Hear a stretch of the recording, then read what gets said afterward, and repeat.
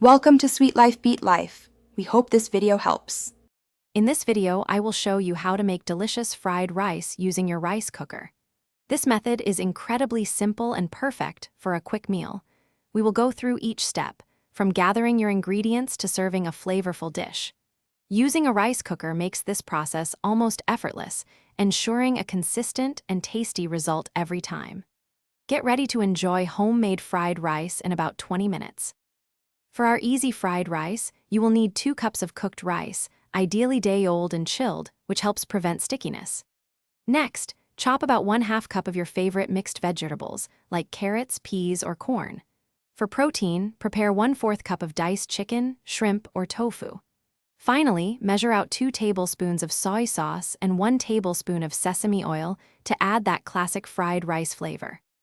Let's start cooking. First, add 1 tablespoon of cooking oil to your rice cooker pot and turn it onto the sauté setting if available, or cook. Sauté your chosen protein and vegetables for about 5 minutes until they are slightly tender. Then, add the cold rice, 2 tablespoons of soy sauce, and 1 tablespoon of sesame oil. Stir everything together well. Close the lid and cook for 10 to 15 minutes or until thoroughly heated. For the best results, avoid overfilling your rice cooker, as this can lead to uneven cooking. Feel free to adjust the amount of soy sauce or add a pinch of white pepper to suit your taste. A fantastic finishing touch is to garnish your fried rice with some freshly chopped green onions, adding both color and a fresh bite. Serve your delicious, homemade fried rice immediately while it is warm for the most enjoyable experience. Thanks for watching. Consider subscribing if we helped you.